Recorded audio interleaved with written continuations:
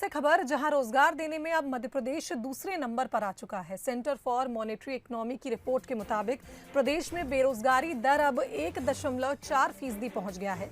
Corona काल में मध्य प्रदेश को ये बड़ी कामयाबी हाथ लगी है। बता दें, छत्तीसगढ़ में बेरोजगारी दर अब 3% है।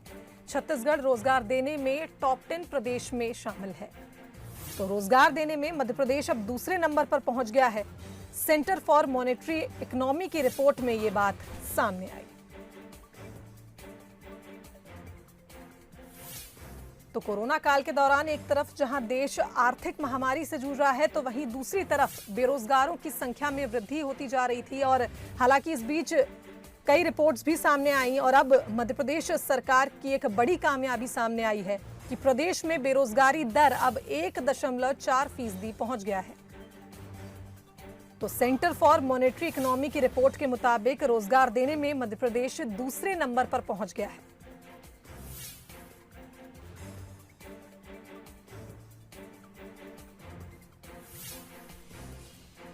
तो कोरोना काल और लॉकडाउन के बावजूद मध्य प्रदेश को एक बड़ी सफलता, एक तरह से कहा जाए मध्य प्रदेश की एक बड़ी कामयाबी इसको कहेंगे। कोरोना काल में मध्य प्रदेश को ये बड़ी कामयाबी हाथ लगी है। प्रदेश में बेरोजगारी दर अब 1.4% पहुंच गया है। वहीं छत्तीसगढ़ की बात की जाए तो छत्तीसगढ़ में बेरोजगारी दर 3% है और टॉप 10 प्रदेशों में छत्तीसगढ़ भी शामिल है। लेकिन मध्य प्रदेश दूसरे स्थान पर पहुंच गया है।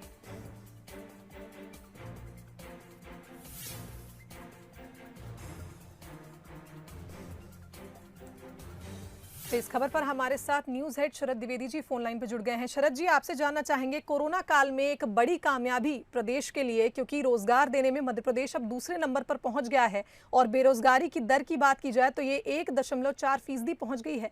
क्या कहना चाहेंगे? तो एक बार फिर हम शरद जी को जोड़ने की कोशिश करेंगे, टेक्निकल एरर के चलते बातचीत नहीं हो पाई। तो रोजगार देने में मध्य प्रदेश अब दूसरे नंबर पर पहुंच गया है। सेंटर फॉर मॉनेटरी इकोनॉमी की रिपोर्ट के मुताबिक प्रदेश में अब बेरोजगारी दर कम हुआ है। तो इस खबर पर हमारे साथ न्यूज हेड शरद द्विवेदी जी फोन लाइन पर जुड़ गए हैं। शरद जी, आपसे जानना चाहेंगे, प्रदेश को एक बड़ी कामयाबी मिली है, वो भी कोरोना काल में, क्योंकि बेरोजगारी लगातार बढ़ती जा रही थी, लेकिन अब मध्य प्रदेश रोजगार देने में दूसरे नंबर पर पहुंच गया है। क्या कहना चाहेंगे? देखिए, बेरोजगारी की दर मध्य प्रदेश उन राज्यों में अच्छा रिकॉर्ड रखता आया है जहां पर बेरोजगारी की दर जो है उसमें कमी रही है।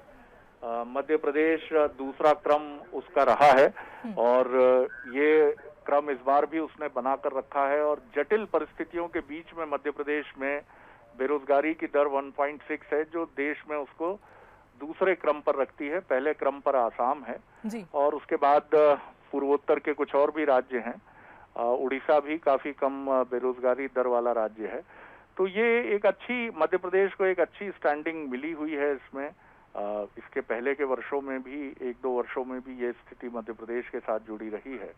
मध्य प्रदेश को इसका लाभ उठाना चाहिए, अपनी लॉन्चिंग सेट करनी चाहिए और आगे और इसको अपनी एडवांटेज बनाकर मध्य प्रदेश को आगे बढ़ना चाहिए। निश्चित तौर पर ये मध्य प्रदेश के लिए बहुत अच्छी बात है कि मध्य प्रदेश में ये जो दर है ये बहुत ही न्यूनतम है और मध्य प्रदेश जिस तरह से आगे बढ़ा है इसमें वो काफी बेहतर तरीके से मध्य प्रदेश को प्लेस्ड करता है। तो एक उम्मीद का आंकड़ा है। और अगर आप देखें, हम बात करें मार्च 2021 में, तो शहरी क्षेत्रों में देश के रोजगार जरूर घटा है, लेकिन केंद्र सरकार को भी थोड़ी राहत ये मिली है कि रोजगार और चुनौतीपूर्ण स्थितियां होने के बाद भी मार्च में देश में बेरोजगारी की दर 6.52 रही है, जो कि फरवरी 2021 में 6.90 थी। और ये आंकड़े जो हैं ये centre for monitoring Indian economy CMIE के आंकड़े हैं जी। और इन आंकड़ों के मुताबिक शहरी क्षेत्रों में बेरोजगारी की दर 7.24 है, ये राष्ट्रीय आंकड़े हैं, और ग्रामीण क्षेत्रों में ये 6.19 है। तो इन स्थितियों को अगर हम देखें तो हरियाणा टॉप पर है जहां बेरोजगारी की दर 28.1% है। उसके बाद गोवा है जहां 22.1 है, राजस्थान में 19.7 है, त्रिपुरा में 13.9 है और दिल्ली में ये 9.4 है। और मध्य प्रदेश जैसा आप और हम सब जानते ही हैं, तो निश्चित तौर पर ये शिवराज जी के लिए, मुख्यमंत्री मध्य प्रदेश, उनके टीम के लिए एक बहुत उत्साहजनक आंकड़ा है। और निश्चित तौर पर उनकी जो कोशिशें हैं उसको भी इसका श्रेय दिया जाना चाहिए। बिल्कुल। और इस एडवांटेजियस पोजीशन को लेकर मध्य प्रदेश को आगे बढ़ना चाहिए। शुभांगी। बिल्कुल शरद जी, बहुत बहुत धन्यवाद आपका तमाम बातचीत के लिए। तो जिस तरह से कोरोना काल के दौरान एक तरफ आर्थिक महामारी की बात सामने आ रही थी, ऐसे में मध्य प्रदेश के लिए एक बड़ी सफलता, एक बड़ी कामयाबी इसको कहा जा सकता है। हमारे साथ इस खबर पर कांग्रेस प्रवक्ता अब्बास हाफिज और बीजेपी प्रवक्ता आशीष अग्रवाल फोन लाइन पर जुड़ गए हैं। आप दोनों ही मेहमानों का स्वागत है बंसल न्यूज पर। धन्यवाद। अब्बास जी, सबसे पहले आपसे जानना चाहूंगी, कोरोना काल के दौरान आर्थिक महामारी की बातें हो रही थी, फिर बेरोजगारी की बात भी सामने आई, लेकिन एक तरह से कहा जाए मध्य प्रदेश के लिए एक बड़ी कामयाबी, अब जो बेरोजगारी का दर है 1.4% रह गया है। कहा जा रहा है कि सरकार के लगातार प्रयास थे इस ओर। कितना सहमत हैं आप? देखिए, मेरे घर के आसपास, मेरे क्षेत्र में, मेरे प्रदेश में जहाँ देखता हूँ वहाँ लोग बेरोजगार हुए हैं। अगर उसके बावजूद भी इन आंकड़ों के ऊपर मैं भरोसा कर लूं तो शायद ये अन्याय होगा उन सब के लिए जिन्होंने अपने रोजगार को खोया है। आज यहाँ पर आंकड़ेबाजी की बात नहीं है, अनऑर्गेनाइज सेक्टर्स की बात कीजिए जहाँ जिसका कोई रिकॉर्ड नहीं होता, जिन्होंने अपने रोजगार खो दिए। कितने ऐसे कारोबारी हैं जिन्होंने अपने कारोबार खो दिए, जो छोटे काम करते थे, दुकानें थी जिनकी। अगर ये सारी चीजें आप देखेंगे तो मध्य प्रदेश की क्या पूरे देश के हालात बहुत खराब हैं।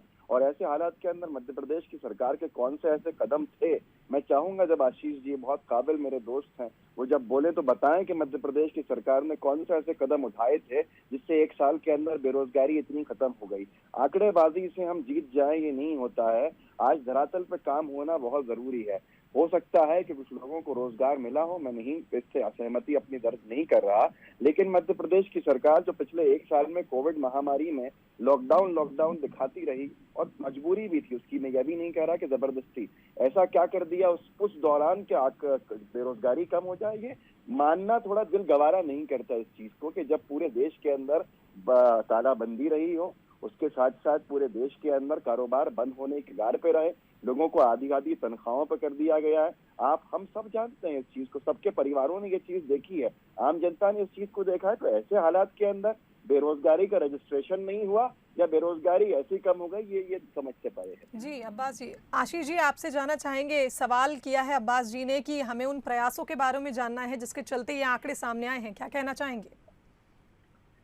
देखिए, बड़े काबिल प्रवक्ता हैं मेरे मित्र अब्बास जी। सबसे पहले तो हमें ये समझना होगा कि centre for monitoring Indian economy, ये सबसे पहले तो प्रतिष्ठित संस्थान है और 1976 में किसी भी रिपोर्ट को इतनी आसानी से अगर हम मजाक में उड़ाना चाहते हैं तो मुझे ऐसा लगता है कि हम देश और प्रदेश दोनों के साथ अन्याय कर रहे हैं। वैसे कांग्रेस ही तो लगातार अन्याय कर ही रहे हैं।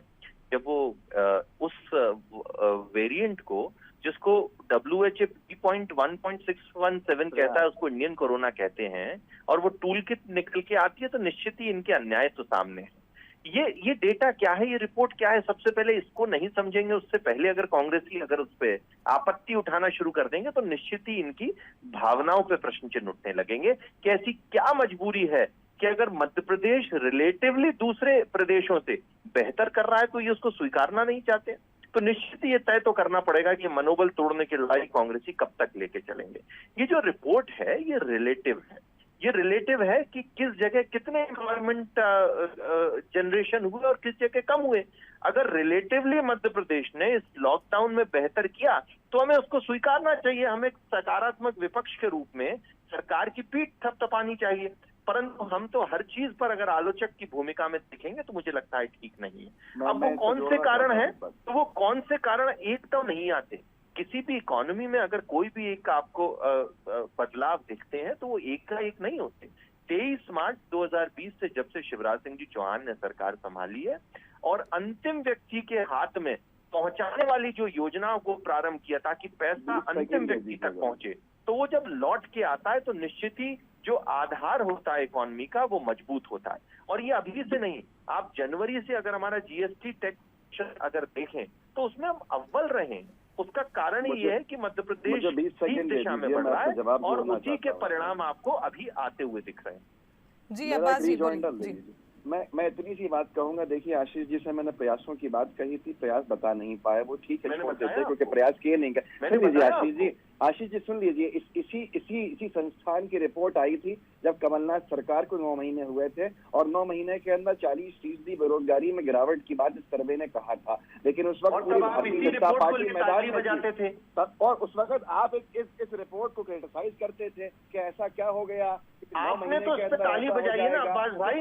अब ऐसी क्या मजबूरी है कि अब आप इसी पे प्रश्न चिन्ह उठा रहे हैं? आशीष जी मैं तो मान रहा हूँ, मैं तो सिर्फ इतना कह रहा हूँ, प्रयास बता दीजिए क्या हुआ कि तालाबंदी के अंदर जहाँ रोजगार के अवसर ही नहीं निकले वहाँ बेरोजगारी कैसे कम होगी? आपके जैसा विद्वान प्रवक्ता अगर बिना तथ्यों को समझे हुए अगर उनसे समझना चाहता हूँ, मजा नहीं आएगा। आपसे समझना चाहता हूँ, मैंने आपको बताया, आप इस पहले रिपोर्ट का अध्ययन करें। This is in relative terms.